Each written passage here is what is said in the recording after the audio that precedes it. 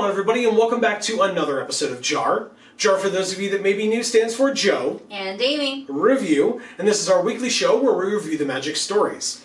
And this week we are here for what is amounting to be the finale of Strixhaven, because we are here to review main story number 5 and side story number 5. The side stories aren't numbered, but 5 of 5 for both. And so this will be how we finish up Strixhaven.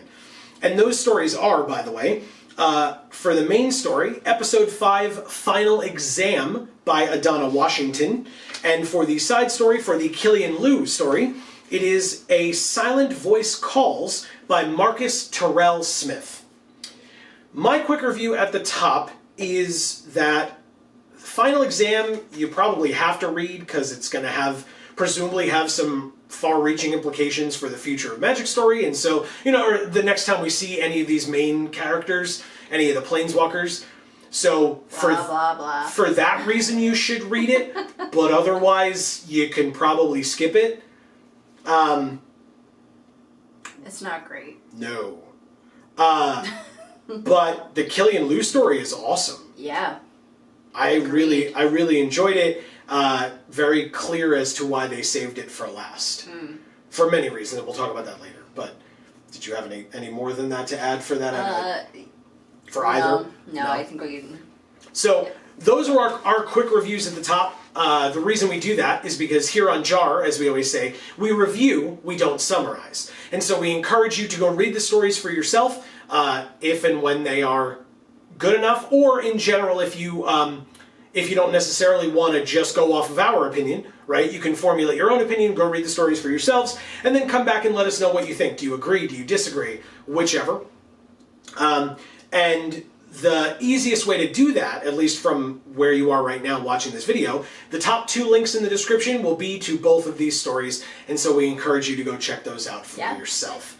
And then again, we would love it if you'd come back here and join us after that. But onto the review itself, or the main reviews themselves. I think we can start with Episode 5, with Final Exam.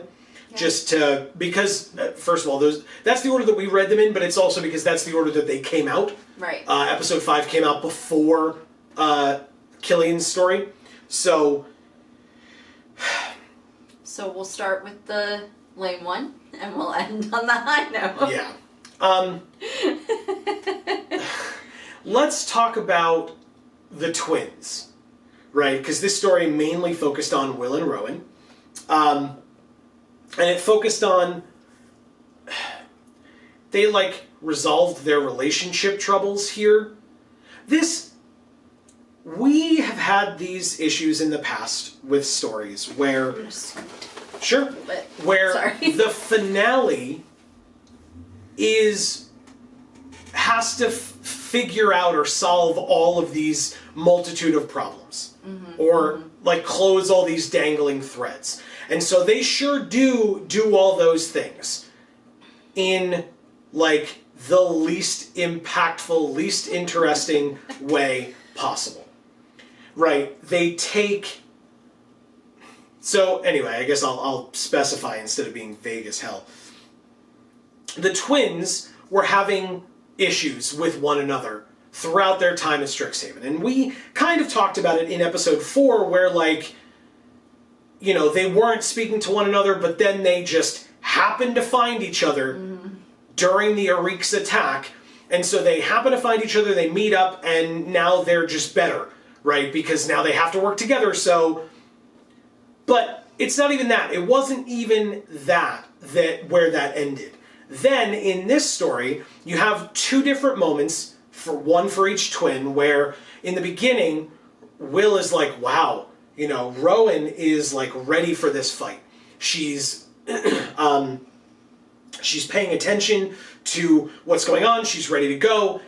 And Will says, this is where she's best. Not at her studies or whatever, as I was continually thinking, but when it's time for battle, she's ready. Right, because someone who's your twin would have no concept of when you're at your best or anything. Not only your twin, but your battle partner in Battle Bond fights in Kylan. Right.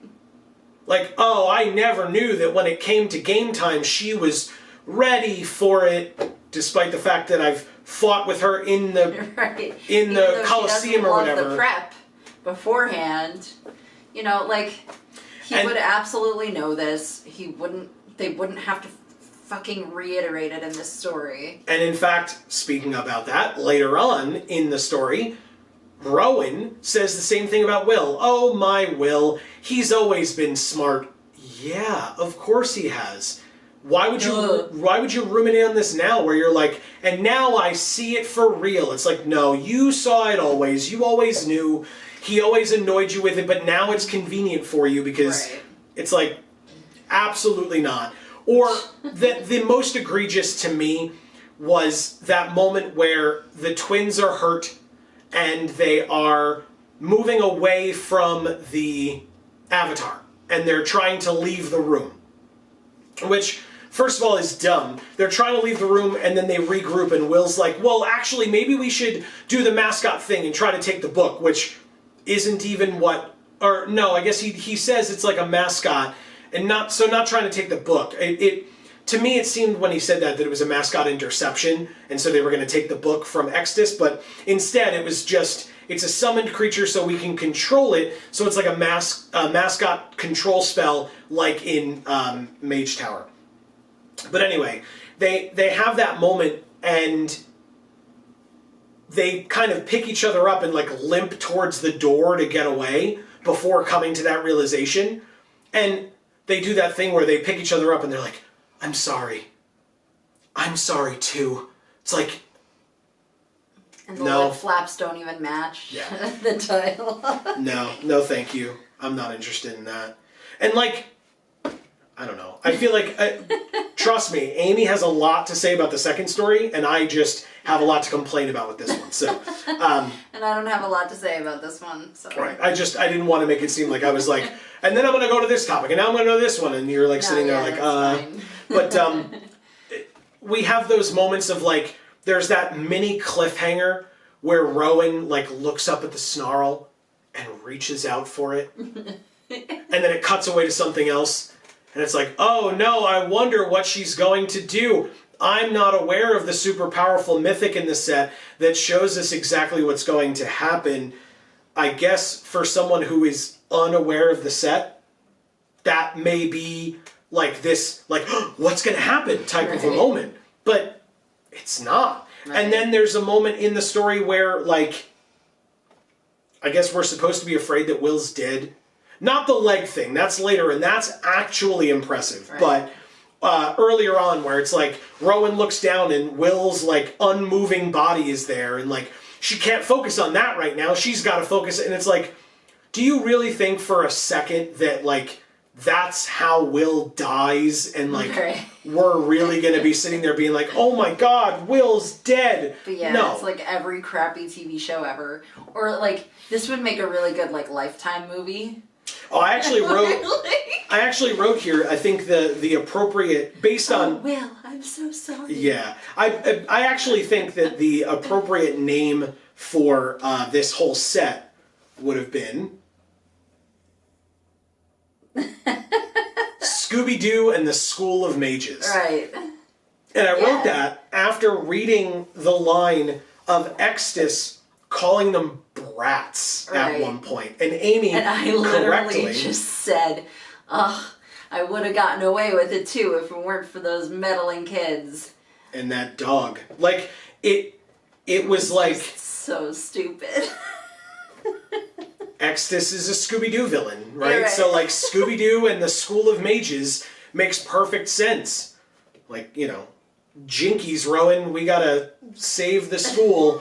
I'm pretty sure they already had, like, one of the Scooby-Doo movies, had, like, witches, and I don't know if there was, like, a school involved or not, but... Don't ask me.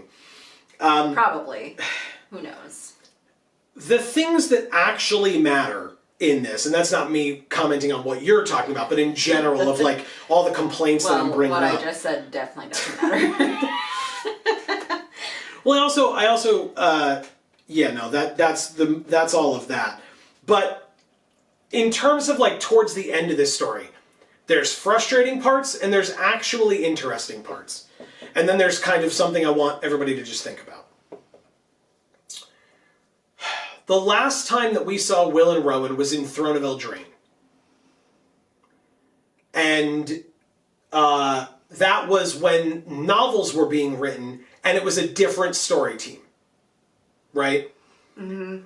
The last time that we saw them before that was in Battle Bond, where there wasn't really a story. Like, there was, but it wasn't about them and like their journeys. Thing. Correct. And that was by a different story team.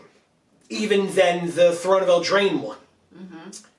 And so now they're here, and it's a different story team. But this story, as well as the Kaldheim stories to a degree, is really leaving you with a lot of questions.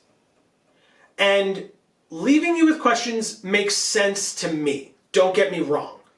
But what bothers me is there's a lot of dangling threads that I don't know where the authors are planning on going with this. Or not the authors, but the Magic story team from Wizards.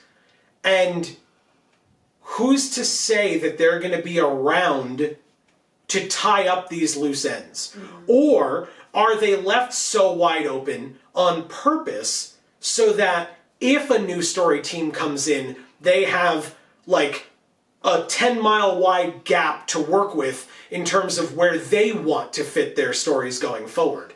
Because if you're on your like fourth iteration of story style in as many years, how are we supposed to be confident in the fact that any of these threads are going to get tied up, first of all, like at all, but second of all, tied up in the way that the authors or the team that made these stories want them to be tied up? Because that's what happened with War of the Spark, right? Is that we had these cool stories, these great stories, setting up to this final climactic thing. But before that big climactic thing, the whole team was scattered to the wind. There was a new writing team, and they absolutely messed it up. Yep. And I would love it if people want to tell me that I'm being negative, because I want to know. I want to know from you whether you feel that's negativity or whether you're worried about that as well. Maybe I'm cynical. Maybe I'm jaded. But it absolutely came into my mind, because what's going on with the Phyrexians? Will we find out soon? Will we not find out soon? What's going on with Kasmina? We saw her again in this story. What's going on with Luca? What's going on with Liliana? Do we have to wait till we come back to Strixhaven to find out? What's going on with Will and Rowan? Because it seems like, and I'm sure it won't be, but it seems like from the end of this story that all of the Planeswalkers in this story are staying on Arcavios. All of them. Liliana's a teacher, full-time, which she took the position of. The twins are staying as students. Like, changed her name back to her actual name, so like they know about her, kind of. Yeah. I guess. Yeah. Kasmina is staying to keep an eye on the twins. The twins are staying to continue their studies, and according to Kasmina's observations, Luca is staying to run around with the Auric still. So, do we have to wait until we come back to Strixhaven again to find out what happened to all 5 of those Planeswalkers? Or are they going to show up elsewhere? It'll be some random excuse as to why they're not on Arcavios anymore. It's just lame. Well, it's not even that it's lame. I'm just worried about it. Yeah. Because it's like, is that going to be with this same team? Are they going to leave notes for the next person that comes and takes their job to say, hey, by the way, the reason that we wrote it this open-ended is because we assume that the next time we come back to Arcavios, blah, blah, blah, blah, blah is going to happen.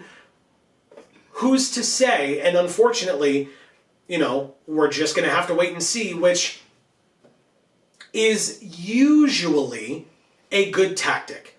Always leave them wanting more, right? But this is just, to me, so open-ended that it's like, am I supposed to want to come back to Strixhaven? Because first of all, when Kaldheim was over, that's absolutely what I said.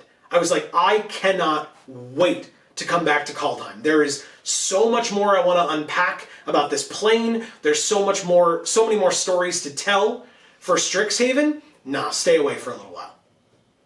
And that's me personally. And you want to know why? Because I feel like a lot of the stories were told here about the plane itself. Okay. And I feel like the main story was definitely too tropey for my liking. Yeah. Right? I didn't enjoy it as much. The Kaldheim stories were great. I enjoyed all of them. The side stories for Strixhaven were good. Yeah. Don't get me wrong. And some of these main stories were good, but some of them weren't.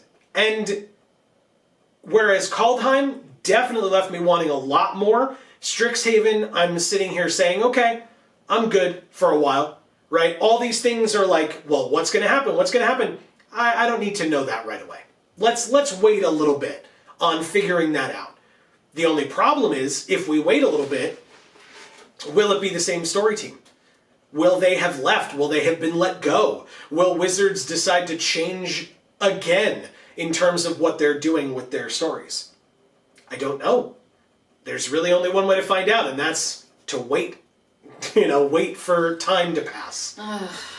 But Which just makes you worry more, because the more time that passes, the more of an opportunity there is to fuck it up. Well, but that's exactly what I'm saying. Right. That's my worry, right? So we shall see on that. I would love people's opinions on that in the comments down below. Are you looking forward to coming back to Strixhaven? Are you not? Why or why not? And then, do you think that by the time we do come back to Strixhaven, or by the time we see any of these Planeswalkers again, will it be the same story team? Because at this point, I'd like to say yes, because I would like this direction to be the direction they go in going forward, but I'm not convinced that it will. I can't build up that hope again for another situation of, oh, well, here's the announcement from them that, hey, by the way, we're changing everything up again. So we'll see. We'll see what they say. We'll see what's coming. But I just wanted to briefly talk about the ending of this. Will gets his leg cut off. Yeah. That is, I said to Amy, I was like, well, they regrow limbs in Harry Potter, and we were talking about, connections to Harry Potter, which, again, I don't think were too egregious. They occurred, but I don't think they were too egregious. They didn't regrow limbs. They did. They just, healed the bones. Remember, his arm was, all floppy or whatever? Sure, and they just, made the bones fine? It may have been somebody else that they regrew limbs, in the book only. I don't recall. But anyway, regardless, yes. When Will got his leg cut off, I was like, oh, well, they're at a school for mages. They have every spell known to man. I'm sure they can regenerate limbs, right? And Will kind of referenced it to a degree, or the story did at one point, where it was like, such and such dean offered to do this, but Will just wanted the prosthetic that he could practice using his ice magic on to create the leg every day or whatever. The druid, over the metal. The druid wanted a living, a fine leg. Yes. And he was like, no, I'll just use my ice. Yeah. Well, over the metal prosthetic, right? Yeah. So, okay, fair enough. Then we have Kasmina, and she comments on Luca, because, by the way, Luca, I wrote here, Luca got to a certain point in the story very briefly. Wait a minute, Sorry. Will's fucking badass for that, Will? Yeah, and it's the first time we've really gotten to see him be badass in these stories. As opposed to just a thinking man. Yeah. Reading, doing all that fancy book reading. And yelling at his sister for wanting to do things instead of sit around and read. Yeah. Yeah, and hanging out with Quintorius. Yeah. So, yeah, maybe it's toughening him up. I mean, again, that's like, it's got to be the whole concept, right? That like Will makes Rowan a lot more contemplative and makes her slow down, and Rowan makes Will a lot more badass and adventurous because it's almost like every story about twins ever. Yeah. If you're a twin and that is or is not accurate, let us know in the comments. Then we move on to Luca. And partway through this story, Luca just runs away. Stuff gets tough. He starts losing. Just leaves. And he just runs away with Mila or whatever. Oh, okay. And then at the end of the story, it gets wrapped up by Kazmina being like, "Oh yeah, I saw Luca run off with the Arik, and he's doing some stuff. Yeah, I don't even... And now I'm not going to watch him anymore, because there's no need. Now I need to watch the twins." What? Okay. So what happened to Luca again? Nothing? Cool. And Kazmina's back, by the way, which I guess makes sense. She planeswalked away when the attack started. Then she planeswalked back. We got no more answers. In fact, if they were trying to leave it open-ended for other writers to write Kazmina in the future, again, They did it. Go back, read these stories. All of these stories could be Kazmina being the mastermind behind everything. Right. I surmised that at the beginning. There were some things here and there that slightly disproved it, but you've seen it before. Always in the super tropey ones. But you've seen it before, right? Where you can then just get another story that explains it away in a sentence, and then you absolutely have the big reveal of, oh my god, it was Kazmina the whole time, and her owls were just keeping watch over the Arik to make sure that her schemes were being brought out the way that, you know, yeah. So anyway, I think it could absolutely be read as her being the mastermind behind all of it. And she just got into that scuffle with Luca because Luca wasn't very happy with her for whatever reason. And that's why Luca knows her, etc. But there were no further answers about Kazmina in this whole story. And it talks about Kazmina now needing to look after Rowan, or both of the twins, really. It seems like, right, Will has to deal with the lost leg and the prosthetic and everything, and staying at the school. Rowan has to deal with the fact that, based on how it was written, it seems like she either is suffering like snarl withdrawal. Yeah, I said it. Yep. Yes. Yep. She's addicted to the snarl or something. I'm glad you enjoyed that so much. Thank you. Oh my god, it's so stupid. I hate this story. Or like, was she like corrupted by it? Is she having withdrawal from it? It was hard to tell. There's something going on. Who cares? Something fishy in Strixhaven. Oh no, that's the name of the episode. Yeah, exactly. The shitty sitcom that it is. Well, no, from the series Scooby-Doo and the School of Mages. Right. It's, something fishy in Strixhaven. Well, no, because then the assailant would have been a fish. Oh, I see. So. Yeah, they had owls, not fish. There were owls everywhere. Mm-hmm. Something, who done it or something. Shit writes itself. Give me a call. Anyway. I hate you.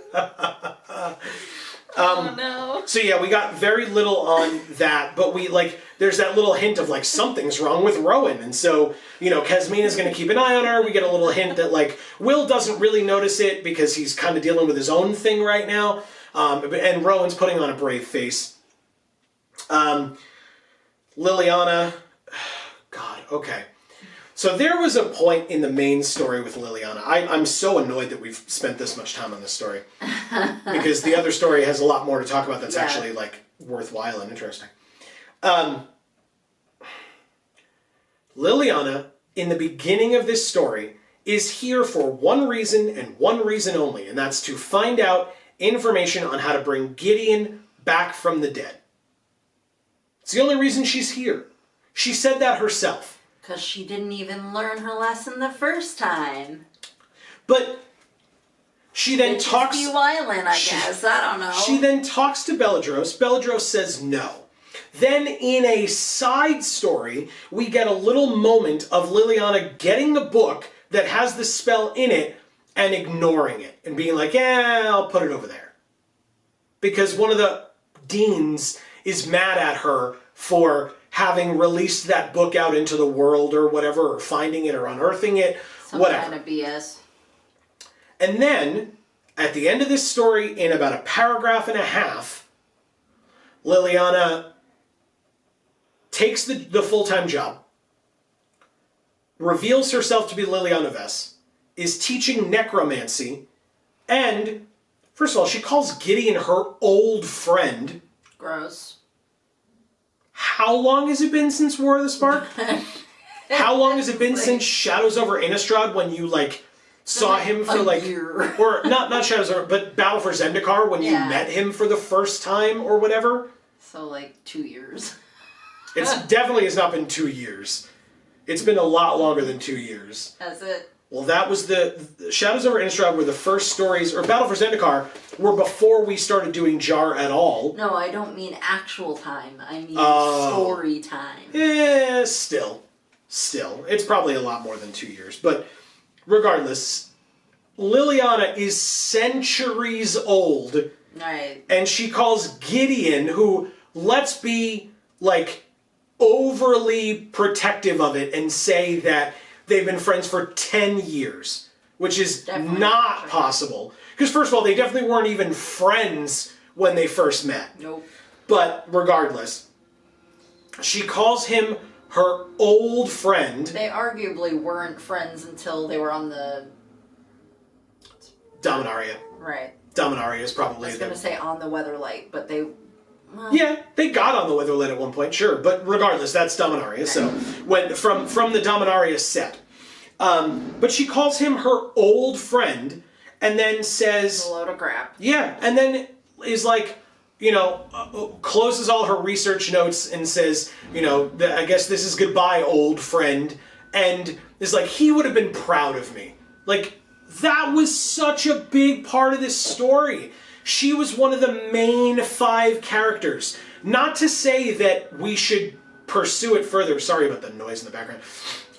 Not to say that they should be pursuing that any further, because they shouldn't, but give it more than a sentence. Are you kidding? Stupid. That was the only reason that she was here, at least according to the story. We've talked about the only reason that she was there, but the only reason that she was there, according to the story... Damn it, I was hoping to get through it without laughing. Oh, no! Can't handle it. The only reason that she was there, according to the story, was to find out how to bring Gideon back from the dead, and you wipe it away with a sentence. Like, oh, there's my research notes. Guess I'll put these away, because I'm a teacher now. Sorry, old friend. He would have been proud of me. Moving on. I mean... he would have been happy that you didn't turn him into a fucking lich like you did your brother.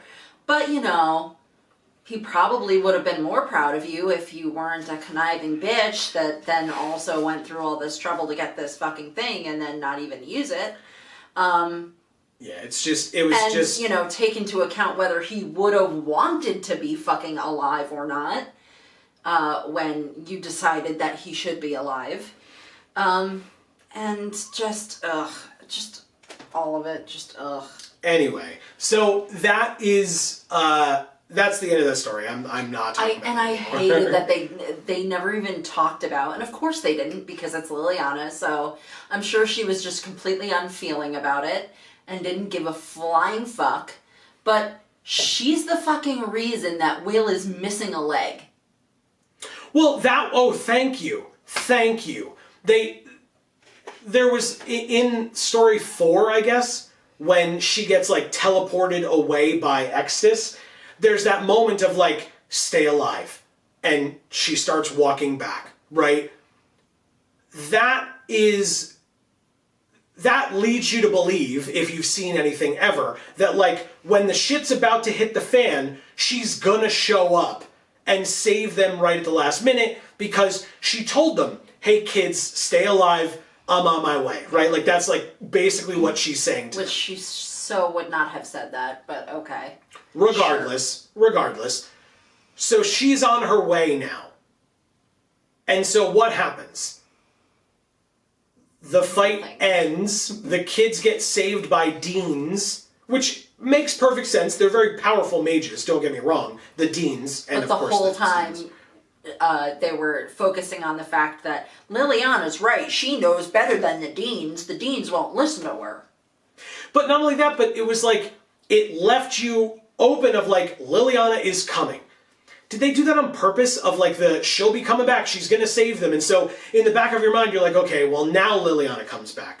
Well now maybe now's the, and then they just cut to her and it's like, oh, well, she was across the continent, so of course she couldn't make it. What? I mean, it makes sense to me. What do you mean? It makes sense to me, like, as an abuse victim, knowing that an abuser always fucking leaves right when you need them to be there and doesn't come back until way after the fact. Hey, speaking of an abuse victim, let's... We did not plan that, because that's like the most seamless transition ever. Yay. Let's talk about A Silent Voice Calls, again, by Marcus Terrell Smith. Really great story. Amazing. I have some things to say, but most of them will be Amy things, which is totally fine. The duel in the beginning between Killian and Professor whatever their name is, I didn't write it down, but...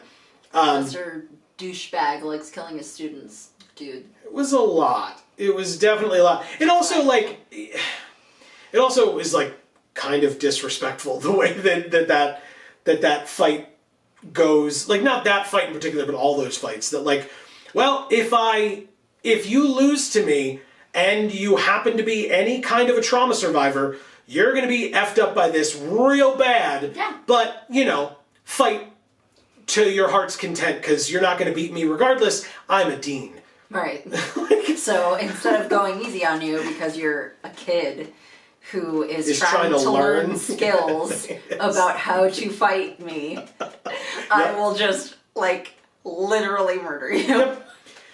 So, I will say, the descriptions of that battle were super well done. Yes. Really great way to start it off. Yeah, well, yeah. But like, right, but like, even the words that Killian uses are very heavily trenched in, like, this guy's not okay, right? Like, and the depictions of what, like, there's a big swirling ball of ink, and it turns into trolls with axes, and then that hits the shield, and the shield gets bigger and absorbs that, like, just such good descriptive language. Like, you can picture that whole fight in your mind. Really, really well done. And then we get to kind of what we're mainly going to be talking about with this story, which is Killian eventually loses, getting shot through the heart. Sing your songs as you will.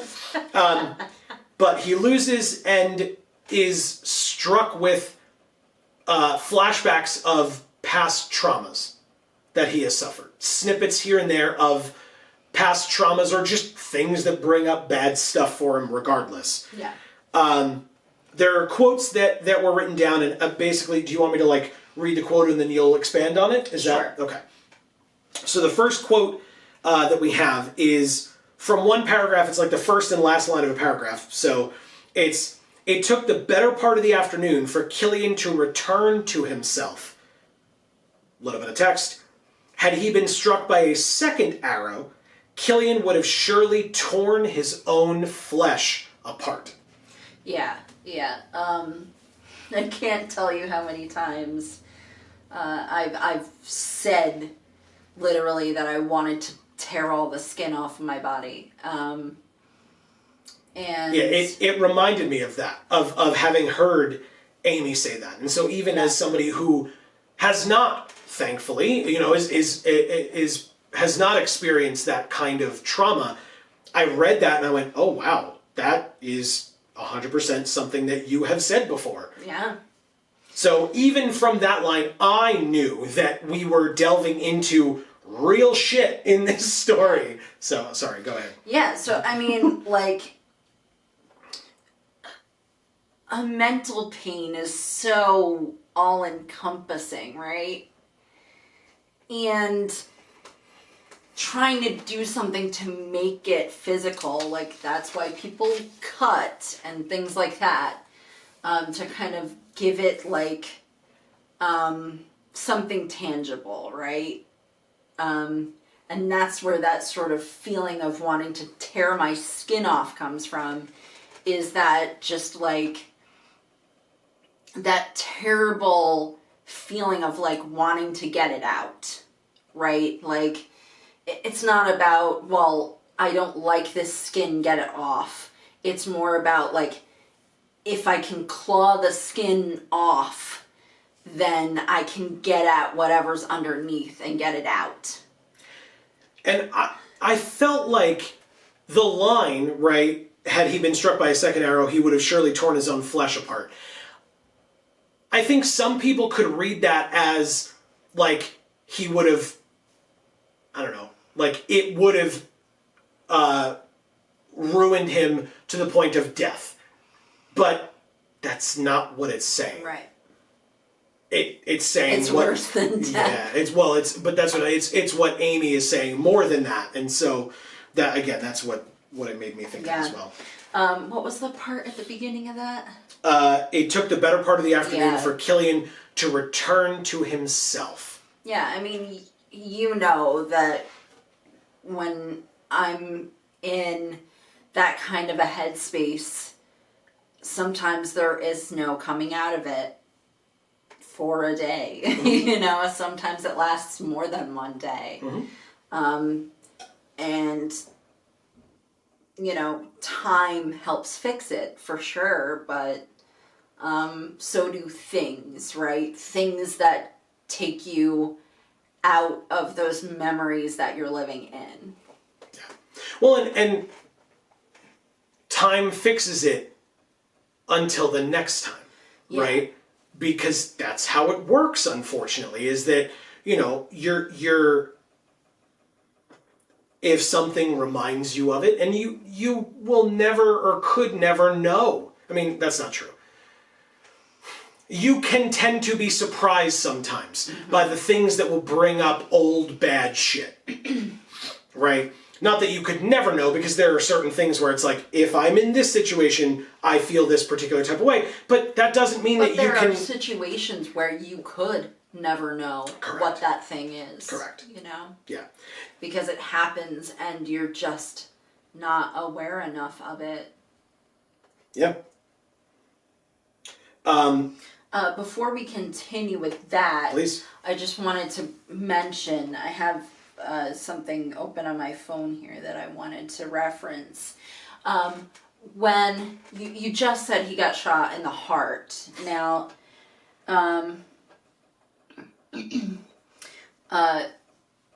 later on,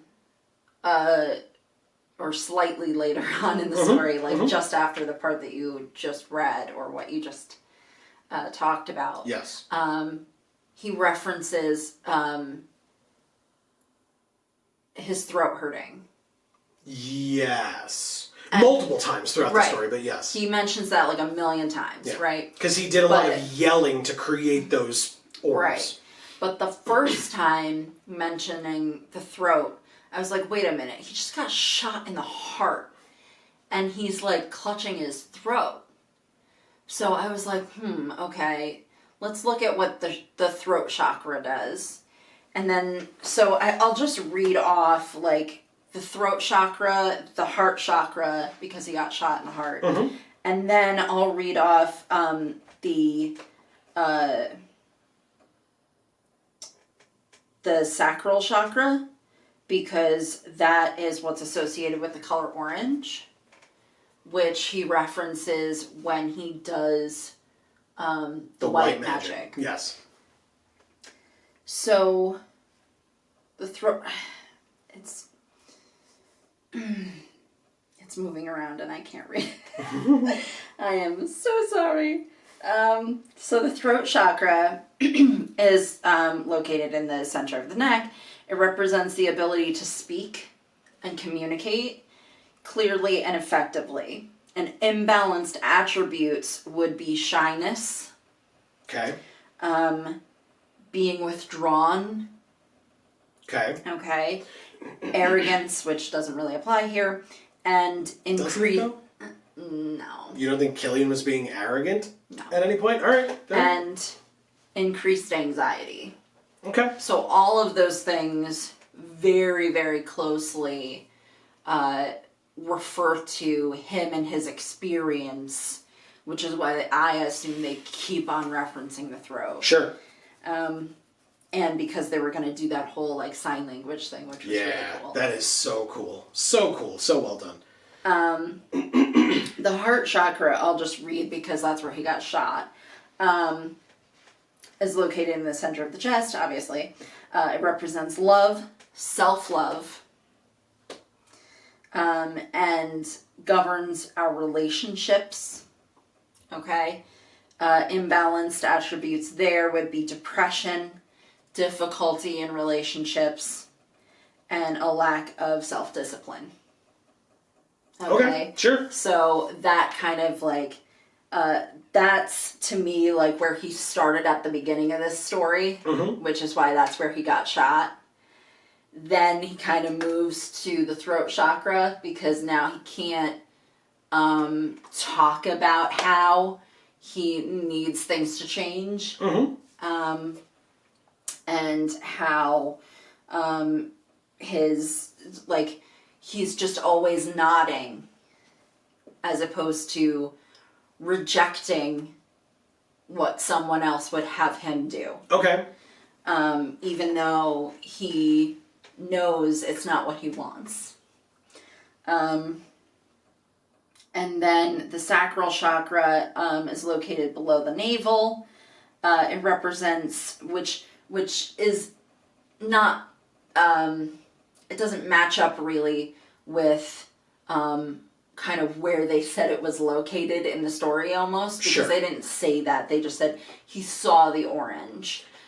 But they kind of... They said his, like, the blackness in front of his eyes flashed orange. Right. So they kind of, like, make you think a little bit that, like, that's the location of it, but to me, it just meant that was, like, him kind of discovering that part of himself and, like, balancing it, right? Okay. And that was how he was able to, like, know that he was doing that, was because he was able to see it. So the sacral represents creative and sexual energies. Imbalanced attributes would be a lack of repressed creativity. It says a lack of or repressed creativity. Okay. Sexual dysfunction, again, doesn't apply here. Withheld intimacy and emotional isolation. Sure. So all this emotional isolation he's feeling, this inability to create that he constantly feels, now he's starting to balance that chakra by being able to create. Sure. The next quote that we have is where Killian talks about the last of the flashbacks that he has before returning to himself, right, as we read earlier. And he's flashing back to going through a particular part of the Lycidium, or whatever he called it. The plants, right? He's fighting back the plants that all good Silver Quill mages have to go through this trial of going through this area where the trees are thick and would swallow you up under its leaves or suffocate you under its leaves. And he's remembering that he went through there.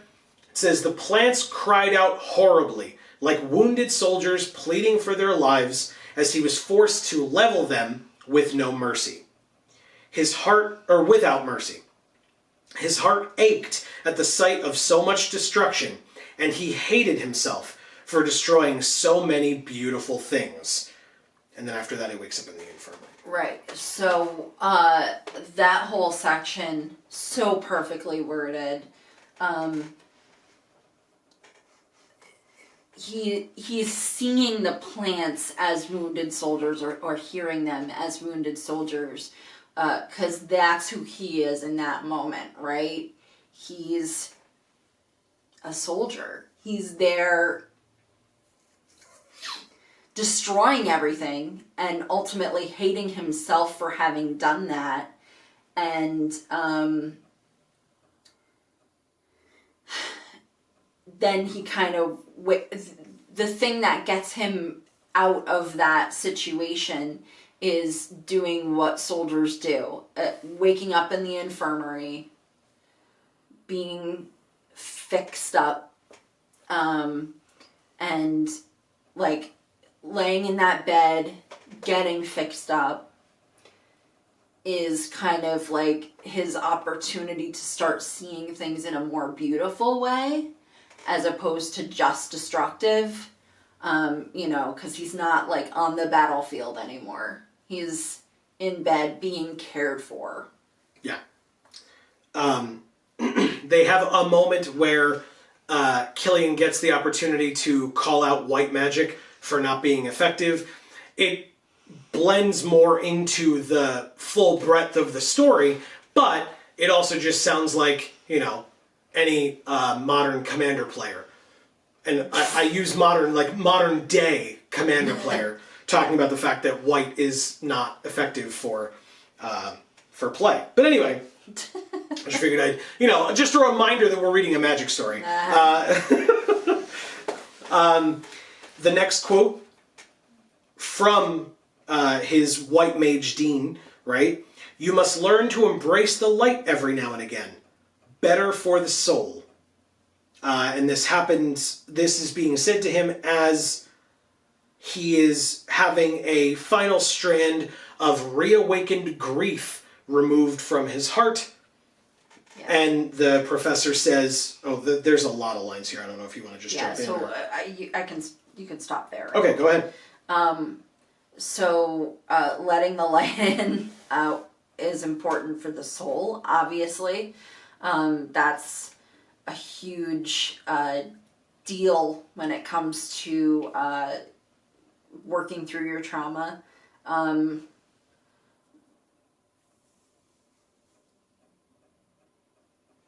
Recognizing it is part of that.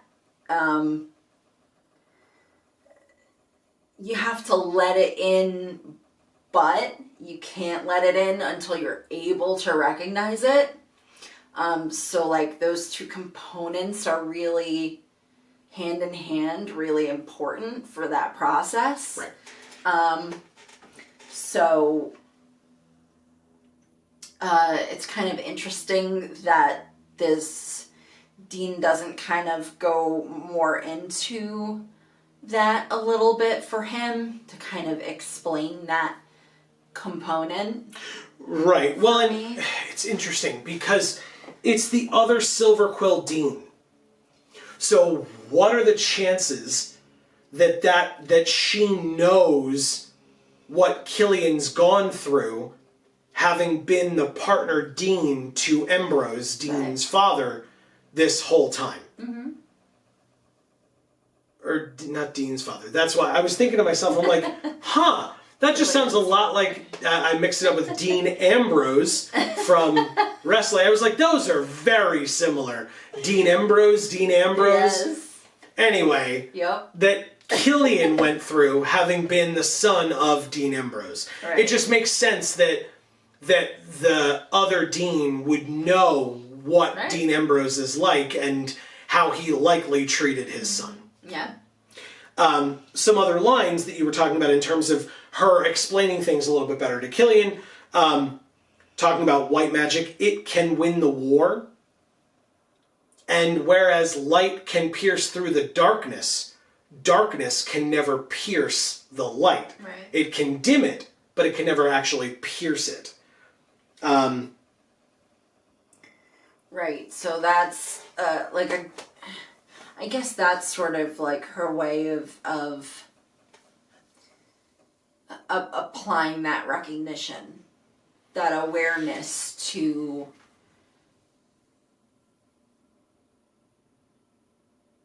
seeing the light that exists. Yeah, it's probably the best she could do in that brief period of time that she had. Yeah. I would say. And in attempting to explain that to him. Right, because that's not an easy thing to explain. Yeah, that's fair. But especially to someone who's like probably slightly delirious at the moment, whatever. Yeah. In the midst of suffering from it as well. Like, yeah. Yeah, I mean, because people can tell you all the time when you're in it that you just need to look at the bright side or whatever it is that they'll tell you. But what they don't understand is that you can't. Yeah. What you can do is learn the skills that you need to be able to recognize and understand the aspects of your life that you need to appreciate. And once you can see them and feel them and know them, then you can have that appreciation, have that gratitude, and that gratitude heals the parts that, this is so hard to explain, that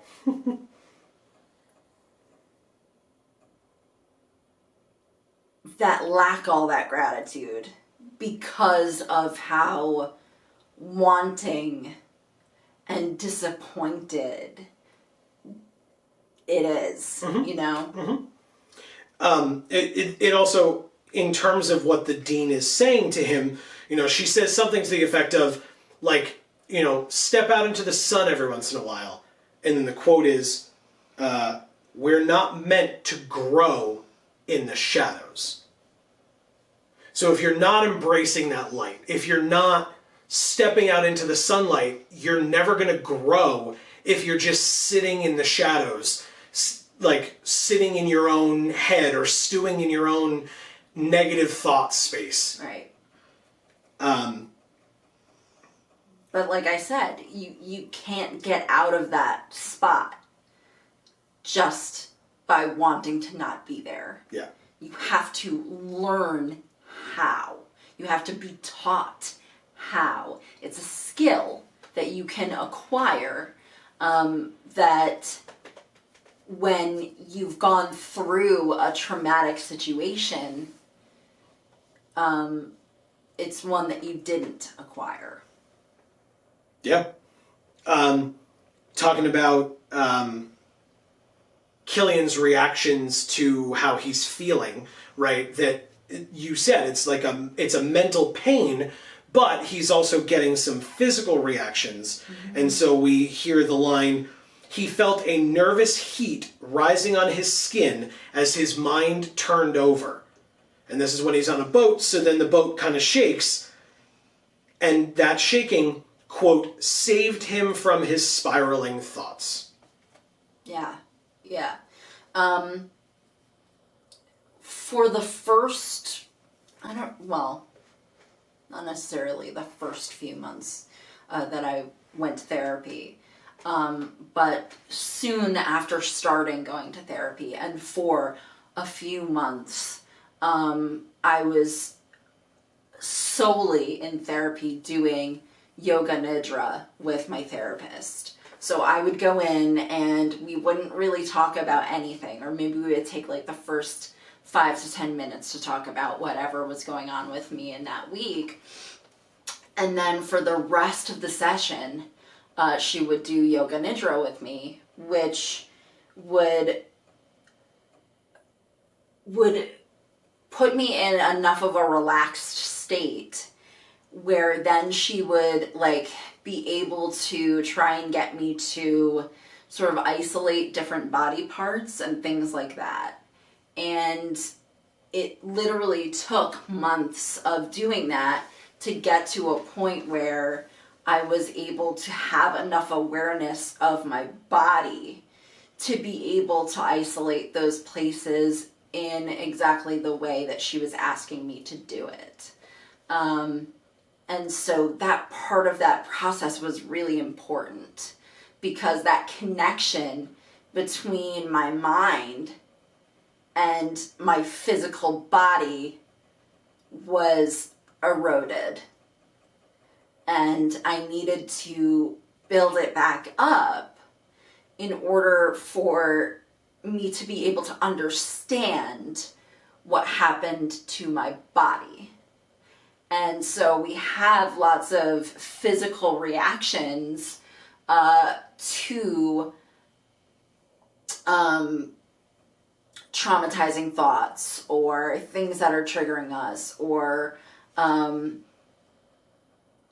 fight or flight response, or there's all these different things that are associated with PTSD that give you an actual physical body response that I wasn't recognizing, because it was just so constant. Yeah.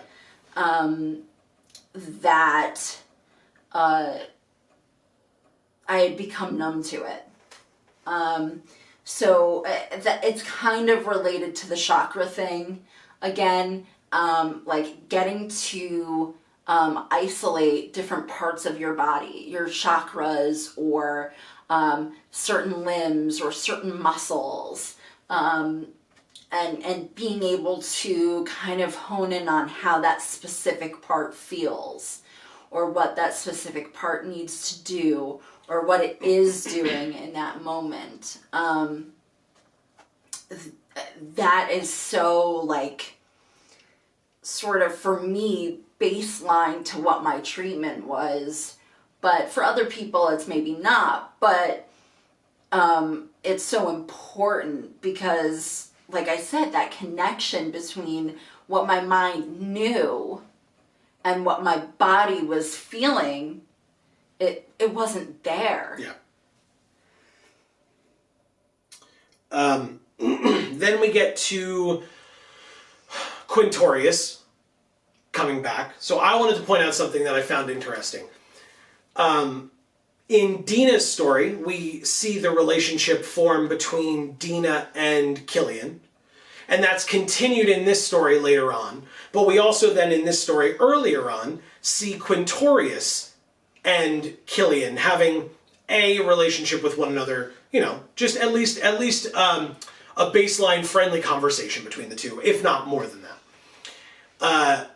And I find it interesting that Quintorius shares white alignment with Killian, and Dina shares the black alignment with Killian. Mm-hmm. And they're the only two friends that we see Killian have, right? We see Vanessa, but she is, first of all, a silver quill, so she is both colors, but she's also evil. So there's that as well. Right. Spoilers. He didn't know that, but if you notice how he talks about her, it's not fondly. Yeah. It's, I guess I'll go meet up with Vanessa then, because it's my only option that I have left. You know what I mean? It seemed to me like he was doing it like out of sort of a rivalry type of a discussion. That's how I took it. Maybe not. Okay.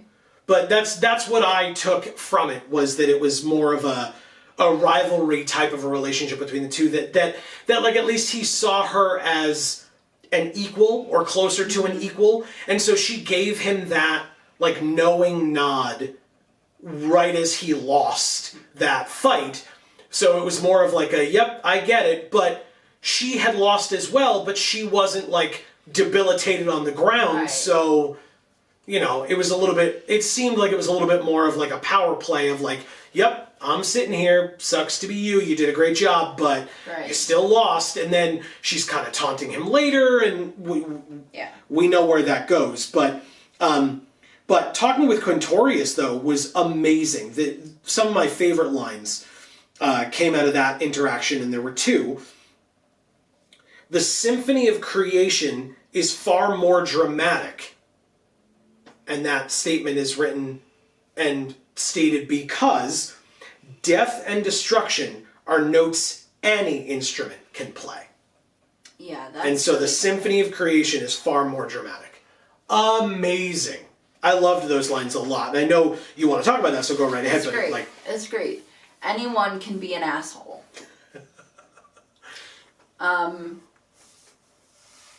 Being the bigger person is harder. I think that's on the surface what it means, and I think if you want to take it more deeply than that and kind of relate it back to what we've talked about,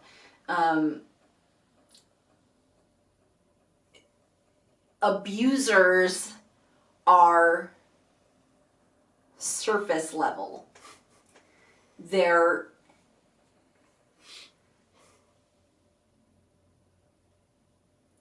missing a component to being the well-rounded,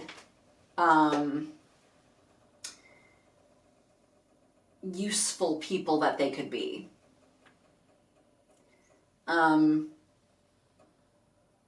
So they're just an instrument, an instrument of destruction. Sure.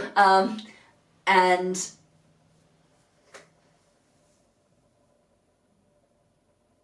being a victim of abuse, or being someone who's not a victim of abuse or an abuser, so like everyone else,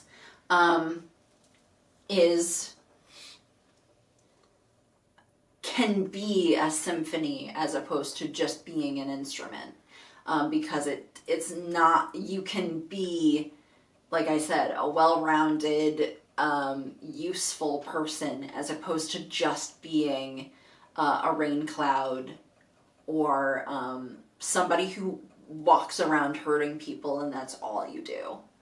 And a lot of times victims, including myself, will spend a lot of time in their lives being that person, because it takes a lot to learn how to not be that person. Right. It takes a lot to learn how to play those other instruments, because we didn't learn it like we were supposed to. But when you make that choice that you want to, and then you do the work to learn how, it changes everything. And you can do that. So. Yeah. I want to talk about... You can be that beautiful person that you're meant to be. And in fact, that's actually a relatively good segue. I want to talk about Vicus. Vicus is Dina's boyfriend, and Killian and Dina's relationship is something that bothers Vicus, we find out. And we find out because Vicus steps up and acts like kind of an asshole, right, to Killian, and Killian responds by being more of an asshole, right, and getting into a duel with Vicus that Vicus had no chance in whatsoever. And neither of them had any business being in. Right. And yet Killian was... What a juvenile thing to do. And yet Killian was very ready to just end this dude over his being Vicus's, stepping out of line or stepping to Killian, wrong place, wrong time kind of a thing in that moment. But I wanted to talk about how it ended, and then we can go back to some of the quotes that we took from it. Mm-hmm. Something that I learned from my mother, who works in the mental health field, is the idea that anger is not a base emotion. It always stems from something else. So you can be angry because you're afraid, and that's how you act out, is by being angry. You can be angry because you're sad. You can be angry because you're hurt. There are so many reasons why you can become angry, but that's not the baseline emotion behind it. So if you chip away at somebody who's angry, you'll find the reason why they're angry. And for Vicus, that's what Killian ends up doing. He finds out why Vicus is angry. Why is Vicus angry? Well, because Vicus feels inadequate and wants to be in this relationship with Dina, appreciates this relationship with Dina, but feels like Killian's relationship with Dina means that Vicus is not good enough. And so Vicus is now trying to step up and show off, be mad and hurt Killian because of it. And once Killian realizes that, instead of hurting Vicus back or getting back at Vicus, what Killian does is shoots Vicus with an arrow of understanding, if you will, of motivation, or of, I'm trying to think of the right word here, but like self-esteem boosting. And showing him, no, you are good enough, right? We hear later on, you are enough. That not in relation to Vicus, in relation to actually Killian, but still. No, it was Vicus. Was it actually Vicus? But that idea of you are enough. You yourself are what you need to be. Right. Don't look at somebody else and say, well, I'm not them, so I'm not enough. I need to do more of this or be more of this or whatever. That is what was in the back of Vicus's mind. And so when he saw Dina walk in arm to the bow's end with Killian, he was hurt. He was ashamed. He had felt low self-esteem. But how did he react to that? With anger. And with trying to get into a fight with Killian because of it. And so Killian being able to be empathetic enough to what Vicus was going through, to be able to step up and say, you know what? You're not fighting me because you're an asshole. You're fighting me because you don't feel like enough of a man or enough of a person to be worthy of Dina's love and admiration. And you think that I'm here showing you that. And so instead, Killian gives him that reassurance. Mm-hmm. Instead of slapping him down and making him look worse and embarrassing him more, he gives him that reassurance. You are good enough. You are okay. This is fine.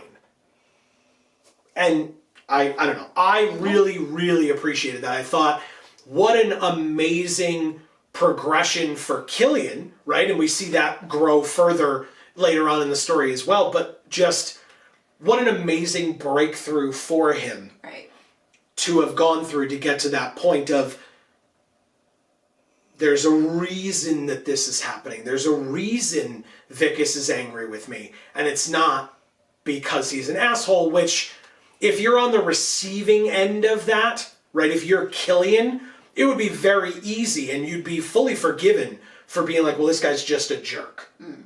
He's not, but if you're about to get beat up, if that's your thought and you're just dealing with it from there, sure, you're reacting because of that. We get it. But there is likely more to it than that.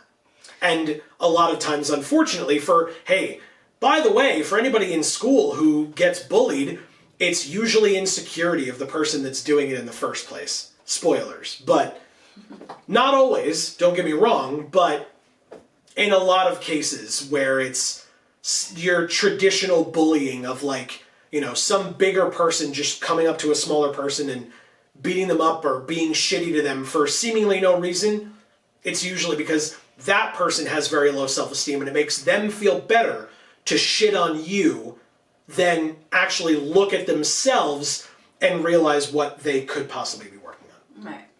Well, and so having someone respond to that with a message of understanding and just giving a shit about what that is, yeah, is how that person stops or Yep. cares. So he learned these things from the dean, from Quintorius. And from his friend, Doko or whatever. Yeah, his as little well. inkling. Yeah. Doko helped out a lot. Doko was awesome in this story. and so he provided that choice to, what's his name again? Vicus. Vicus. He said to Vicus, essentially, do you want to be that one instrument, or do you want this symphony? Yep. And Vicus said, oh, that symphony exists?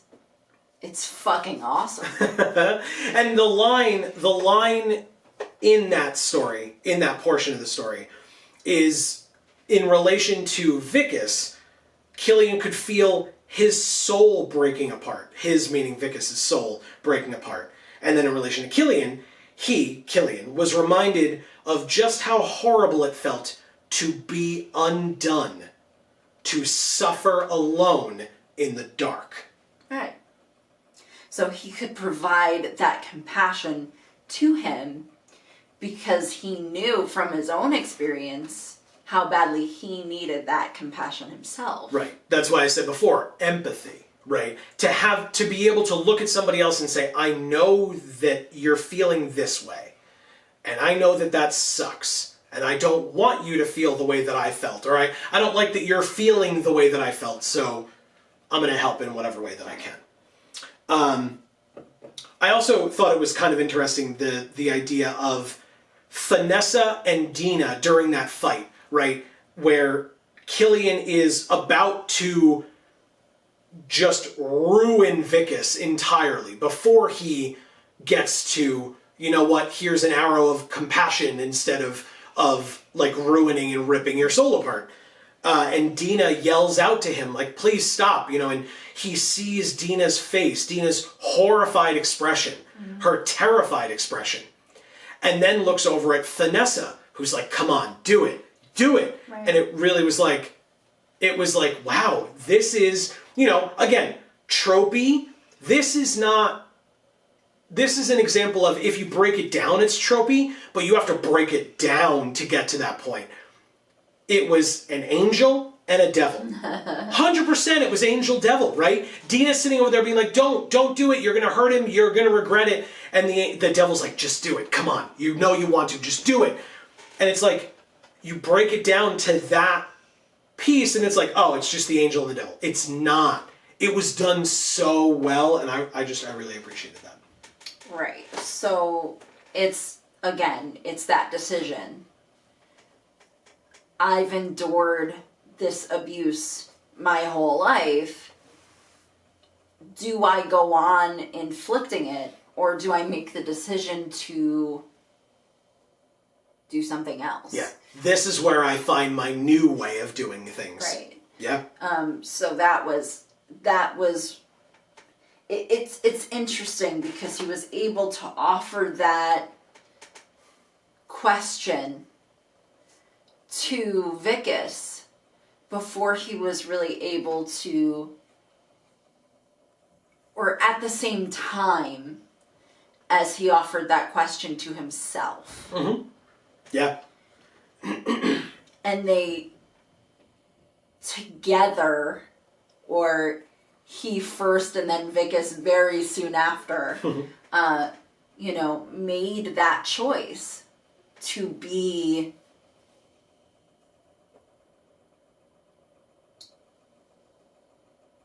someone who wasn't going to inflict that upon others and just give that understanding and that compassion back to others who have experienced that and who are trying to inflict it upon them. Right. And then this part was tough for me personally to read. I didn't love it.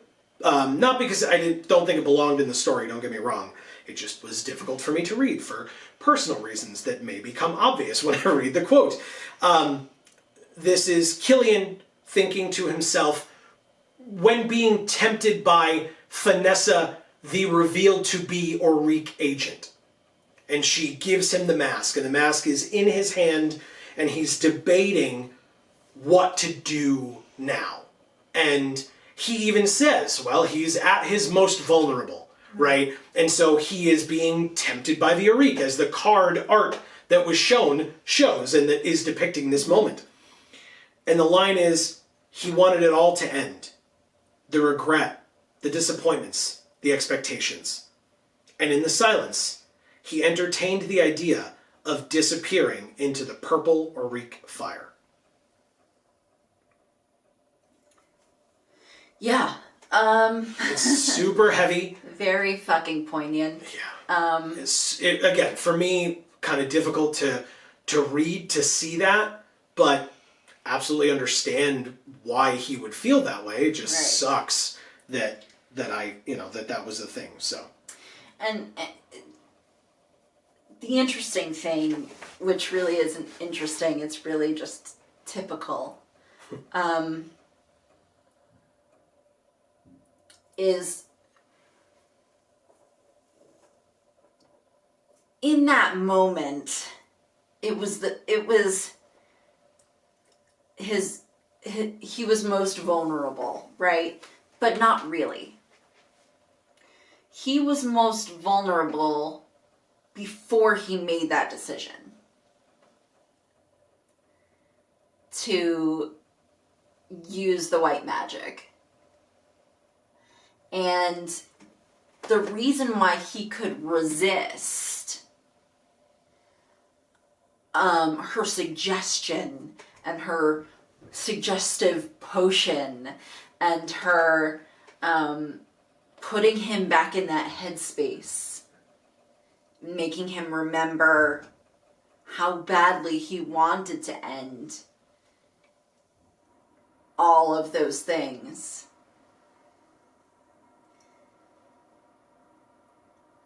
He had already made the choice. So it kind of didn't matter at that point. Okay. She can come in with a potion and some fancy words and some stuff to make him forget, what he's achieved. But he was never really going to say yes in that moment and put that mask on, because he wasn't that vulnerable anymore.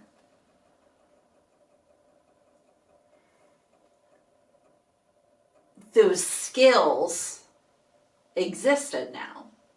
He had them. So, okay. He could do it. I then really appreciated, right, we're talking about the whole, like, change of heart, so to speak, that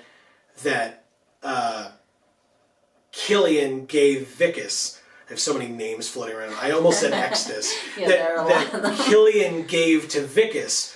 And so when Killian kind of steps out of that bathroom, right, that he was in with Vanessa, after she gets taken away by one of the mage hunters and saved, not before he gives her a change of heart as well, by the way, but Yeah. which is awesome. Literally. And we find out more about that later, but when Killian steps out, Vicus is there, and the students that are out there are trying to fight these two mage hunters who are dodging out of the way of attacks over and over and over again, and Killian is the one who is able to change them. And then they are susceptible to the attacks, and they take a bunch of attacks, but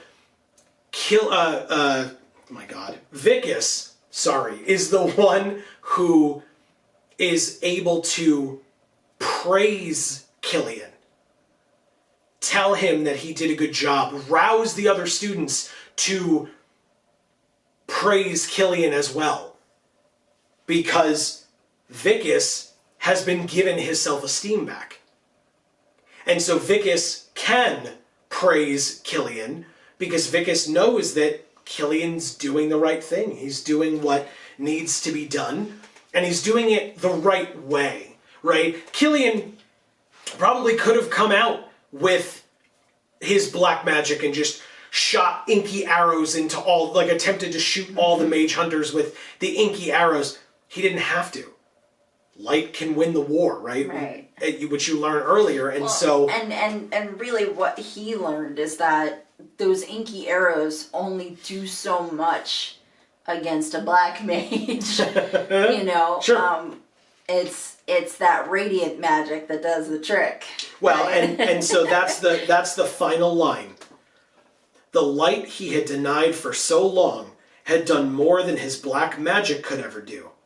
It created change. Yeah.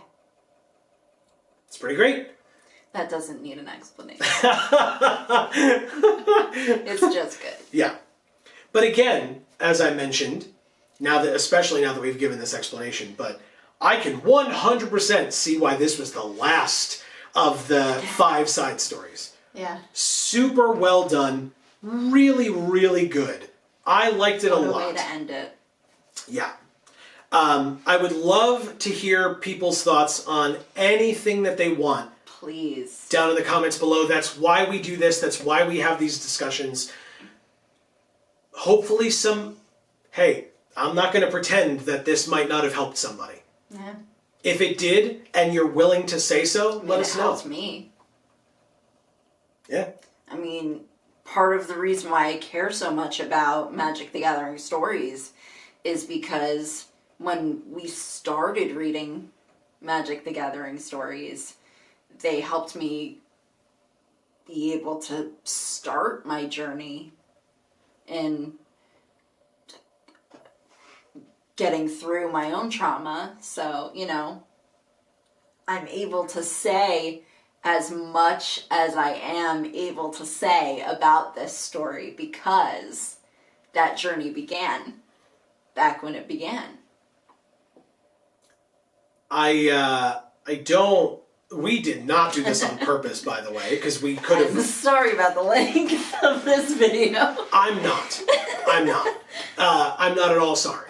But I will say that we didn't know about Killian's story, right? We just sit down and read the stories and make the videos. We said back at the beginning of this that this video was going to be what this was, which was reviewing main story 5 and side story 5. So we had no clue whatsoever. We had no inside information. But hey, by the way, welcome to the first JaAR in Mental Health Awareness Month.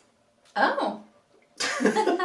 So... There you go. Yeah. So that's why I say anything that you want to talk about, any questions that you might have, any opinions that you might have, we would love to hear from you in the comments down below. Feel free to... 100,000,000%. Yeah. Yeah. Give out those comments. We would love to hear from you. We'd love to, if they require a response, we would love to respond. Talk to us, talk to your fellow viewers.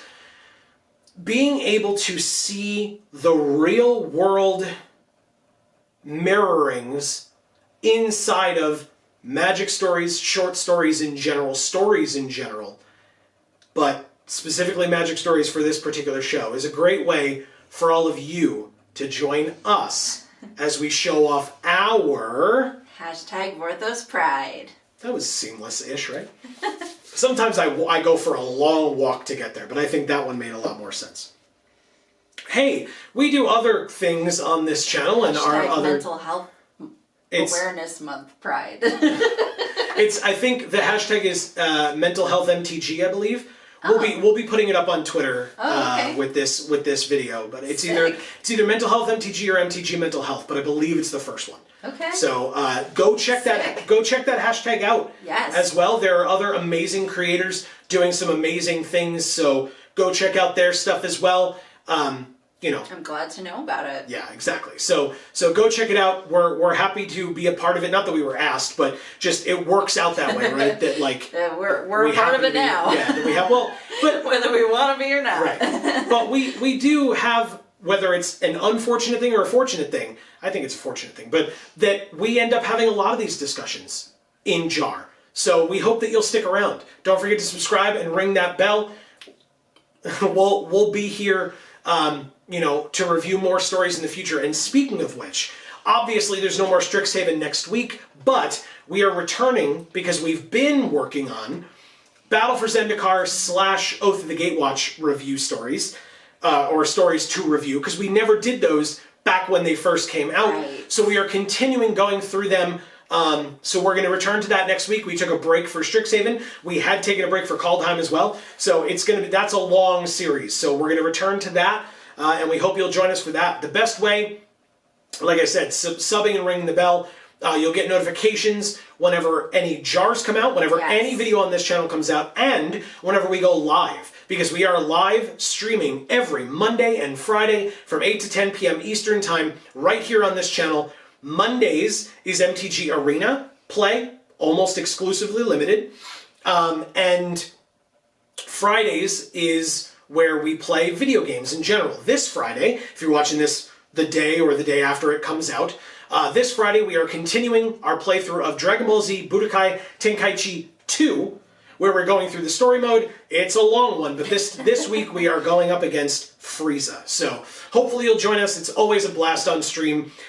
You're more than welcome. Hop in the chat with us, say hello, whatever you might want to do. If you have questions there. Yeah, it's a much more fun and light conversation than this one is. Yes. And typically is. Yeah, but if you want to bring those topics, if it's something that you want to talk about, it's something that we can talk about if that's something you're comfortable doing as well. We would love to have you no matter what you want to, I guess within like the broad and obvious reason, with almost anything that you want to talk about. Yeah. You're more than welcome to come join us.